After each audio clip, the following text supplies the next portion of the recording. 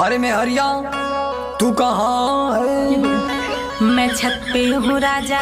तो जरा नीचे आ जा। क्या बात है राजा? करे तू इंस्टाग्राम चलावेली का? हाँ हो मोरे राजा, बड़ा आवेला मजा। कमीनी, तू ये सब छोड़ दे। ऐसे कैसे मैं इंस्टाग्राम छोड़ दूं राजा?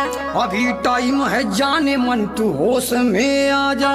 इसमें क्या है बुराई, आप ही बताओ ना। देखो पूरे गांव में मेरी नाक तुम कटावो ना।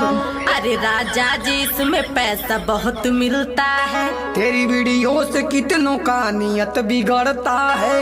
जो जैसा सोचता है सोचे, उसमें मैं क्या करूं? तू इंस्टाग्राम पे वीडियो बनावल बंद करूं। देखा राजा, एमे फिल्टर बहुत कमाल।